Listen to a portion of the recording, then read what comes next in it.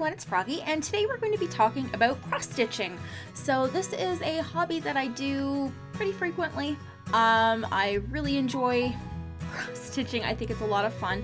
So I figured that I would share with you how exactly I do it, and yeah, maybe if you guys are interested in trying it out for yourselves, you can go ahead. It's a lot of fun. It makes really great art. You can use it either on its own to put in a picture frame, or you can even do it on clothing to make like nice little patches, which is something that I particularly am very fond of doing.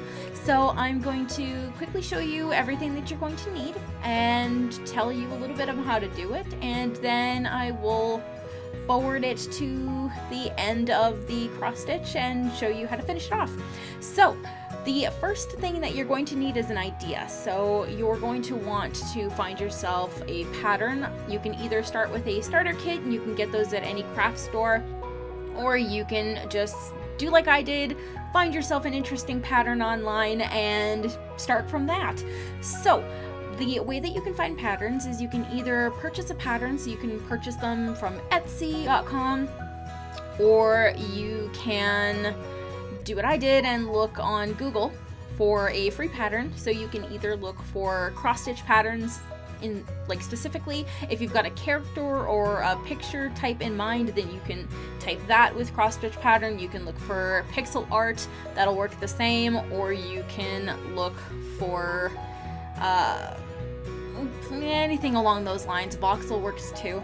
And then once you found a pattern that you're happy with, the next thing that you're going to need to do is go out and buy your supplies. So you can get those from pretty much any craft store. We have a Michael's here. This is usually where I'll get my stuff. You can find it online as well. So the first things that you're going to need is embroidery floss. So you're going to want to pick up some skeins of embroidery floss. So this is one of the ones that I'll be using. This is typically what it looks like here. So it's going to have the two stems. It's going to say embroidery floss across it. And you can get them in pretty much any color. Like, I've got a whole array of colors here. Some of them have been used already, but I know what I need, and I've got a huge drawer full of skeins of embroidery floss. So usually that works out pretty well for me. But you're going to need specifically embroidery floss. You can't do this with regular sewing thread because it's not going to be thick enough. The next thing that you're going to need is a needle. So this is what you're going to be doing everything with. It's not the same as a regular sewing needle either. It's slightly thicker. Usually you'll be able to find it with all of the rest of the cross-stitch stuff, including the embroidery thread. So the embroidery floss is pretty much the same floss that you would use for if you were doing needlework or anything like that. Typically it's all the same floss, so there you go. The next thing that you're going to need after that, or one that I find very helpful, you don't technically need it, but it is really helpful, is an embroidery hoop. So it's just usually a wooden or plastic hoop. They come apart, and then you would put the material on the inside hoop, which is this one here with nothing on it, and then you put this one around it, and it just kind of snaps into place, and it's fine. It's got a little adjustable bit up here, so that way you can adjust how tight you want it around your material, and you're good to go. Then you're going to need something to stitch onto. So if you are planning on just doing a picture, like a nice starter picture, instead of working on material at first, which is usually the way that you'll want to do it, you'll need to get yourself some Ida cloth. So typically it looks like this here. It usually comes in a bunch of different colors. Usually I'll go for a white just because it'll be like a nicer, easier background, but you can grab any color that you want. I also usually go for 14 count Ida cloth, which just means that it's going to be 14 squares per inch. And it is a little bit thicker than regular cloth. It's very stiff as well, so it makes working on it a lot easier. But it's all basically this is just gonna have a bunch of tiny little holes in it, and that's it. Or if you are stitching onto material, clothing, whatever, then you're going to want to grab either like a, whatever material you're going to be using. So you can do t-shirts or hoodies or jeans. Typically I'll use t-shirts, but right now I'm making little squares because I want to do a quilt. So I've just got myself a little square of fabric. And then to sew onto that, you're going to want to grab something like this here, which is this stuff here. So it is a 14 count cross stitch fabric. The brand that I typically use is, what is it, Charles Craft. So, you know, it just looks like this. It's a little package like this, and then it'll give you your cloth that looks like this. It's going to have the blue and white, but it's the same thing as the Ida cloth, so it's 14 count as well. If you're doing this onto clothing, you're also going to want to get yourself a backing to be able to sew onto. They do sell backing at the store, usually with the cross-stitching embroidery stuff. So basically the backing, I don't have any on hand right now, but it's this material that is quite soft. Typically you can iron one side of it and it helps you to make patches, but if you're sewing it onto clothes, really you just need it as a backing, so it's something soft for the thread to catch onto, and it's going to not be as irritating on your skin, because the threads can be a little bit rough, so the cotton from it helps to absorb a bit of that roughness and make it a little bit softer, so that way you're not going to get any kind of like irritations or rashes from it rubbing up against you, and it'll hold it in a lot better, so that way when you wash it, you'll be good. But yes, that's pretty much it. Oh, yes, and of course you're going to want to get yourself some sewing bobbins, sewing pins, these little pins, you know, these ones with the little bulbs on the end. I don't know how well you can see it, but it's mostly just so that way you can pin this onto your cloth material. But this is only needed, these guys are only needed if you're going to be sewing onto material rather than Ida cloth. So, next thing that you're going to want to do is, since I'm going to be doing this onto material, the next thing that you're going to want to do is place your canvas stuff onto your fabric, and then you're going to want to pin it into place like so. So you can see how it's pinned in at the corners. And then I can go ahead and put this into my fabric loop. So you just put this on top and then set this guy on top of that, like so. So it's all nice and comfy in here, very easy. Another thing you might want to pick up for yourself is a thimble, because you will probably stab yourself a bunch of times with the needle. It is a very annoying thing. I've got calluses growing on this one finger because I've stabbed myself so many times, and yeah, it's not fun. So especially if you're a beginner and you've got really soft skin, I definitely recommend grabbing a thimble, at least for your index finger, because you will be pushing the needle through, and it can be really difficult sometimes, especially if you're doing it through material like this. If you're doing it through the Ada cloth, you don't have to worry as much. As long as you're a little bit more careful, you're fine. But when you're doing it through this stuff, it can be very, very difficult, especially when you start getting into parts of the thread work that are already covered in thread, having to go through the thread as well as the material as well as the cloth. It's very difficult, so when you're pushing, you can end up hurting yourself. So just be careful of that. So the next thing that you're going to want to do after you get your material into your embroidery hoop is to figure out what the center of this is and mark it out. Usually I'll mark it with a little bit of pencil, and then go to your pattern, figure out where the exact center of your pattern is, and start with an X there, just so that way you know where to start out from and you can branch out a little bit easier. So I'm going to go ahead and show you how to do that. Okay, so I figured out where my centers were. You're not going to be able to see it very well, but I've marked it out with pencil, and I've got my pattern up so I can see where the center of my pattern is. So the first thing that you're going to want to do is go ahead and cut yourself a length of thread. Now, typically you're going to want to make sure that your thread isn't super long, so typically I'll just end up making it about the length of my arm, holding it in the palm of my hand and going up to my shoulder, and then cutting it from there. So now I've got a length of string, and with it, I don't know if you can see it, but within this string there's typically I'm using typically a lot. Typically is my word of choice in this video. So usually there's going to be 6 threads, so you'll be able to use this length 3 times. So what you're going to want to do is grab 2 pieces of the thread from this mega thread. So you see I've got 2 here. I don't know if you're going to be able to see that properly. If I can get them to separate, that would be lovely. Okay. So I've got 2 bits of the string here, and you're going to want to pull it apart from the rest of the thread. If you do it too long, it will start to bunch up too much and it'll eventually start turning into a giant knot, and then you'll have a big wad of unusable thread, which you don't want.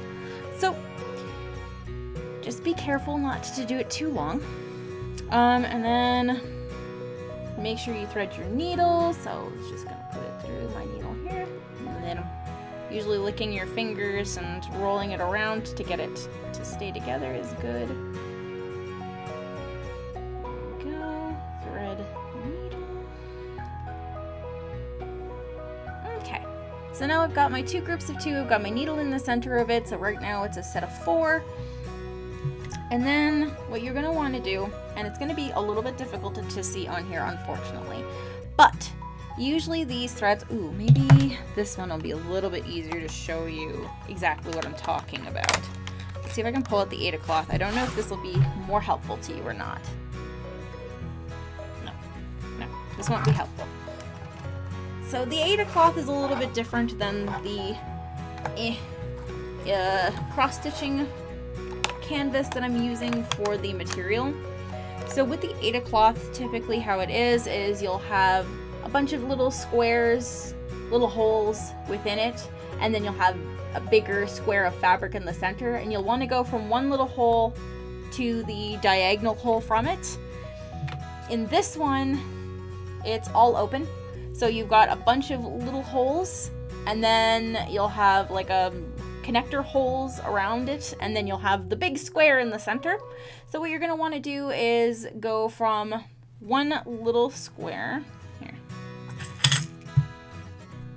So I don't know how well you're going to be able to see this, but you've got your little squares here on the outside, you've got your connector rectangle holes here, and then you've got your big square in the center. So the way that you're going to want to do it is, starting from the underside, you're going to want to get your needle to go through the first little hole. Pull your string all the way up and through until you've got just a small amount on the underside. And then you're going to want to go diagonally from it. So you go from this first hole past the big square center to the diagonal hole from it. Push your needle through that. Have it come out all the way on the other side. Make sure that you don't pull it too hard so that way your back end part comes out. And then you're going to want to go back in through the hole that is vertical or horizontal, whatever, from the first one. Pull it through. And the way that I usually do it to close these up is, while this is coming through, grab the little loop that's in the back and push it over the little tufts that were there from the first time that you went through, and close it into that space. That way it's going to hold it in place so it can't move around afterwards. And then you come back to this side here, put it through again the diagonal hole, and pull all the way through, and that's your first X. Now typically when you're doing this, the best way to do it is to do a bunch of diagonal stitches going across first, and then once you get to the end of that color row, turn it around and go back doing the other way, so that way you can finish off your square. So we'll do the first row together because this center square is the end of the colorway. So I'm going to go back in through that first hole that I went through, pull it all the way through, and then I'm going to go and do a diagonal line of 1, 2, 3, 4, 5, 6. So 1,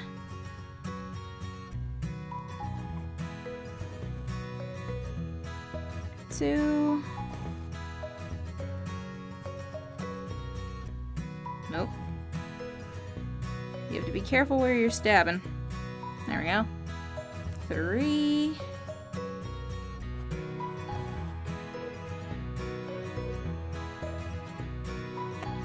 4,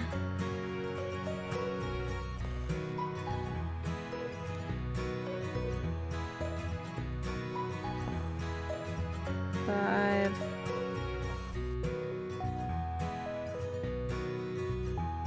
and 6.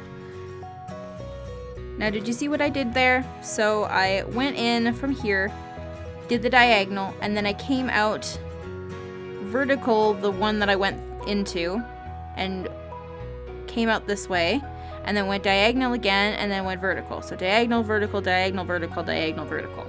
And then we're gonna go vertical again. But now that I finished this color row, I'm gonna go back. So in through here and create the X.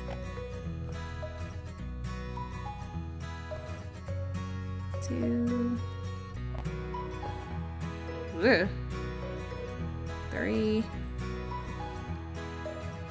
4,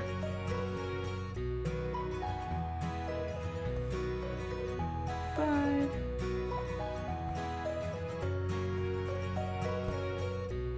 and 6. Just like that. So it's not terribly difficult. It is a very easy and quite relaxing way to kill time. Plus, it makes something very pretty in the end. Don't be too upset if you don't get it perfect the first time that you make one of these, because it can be a little bit difficult, especially when you're starting to do bigger and bigger patterns. You can mess up your squares and your counts pretty easily, but once you start getting the hang of it, it gets to be a lot of fun, and it's just really a great time killer. It does take a couple of days to finish a bigger project. Usually if you're doing a very, very small project, you could probably knock one of those out in a day. But since this one's going to be a bit of a bigger project for me, it's going to take me a couple of days. So I'm going to do a little montage of it getting completed, and then when we're done, I will show you what you're supposed to do to finish it off.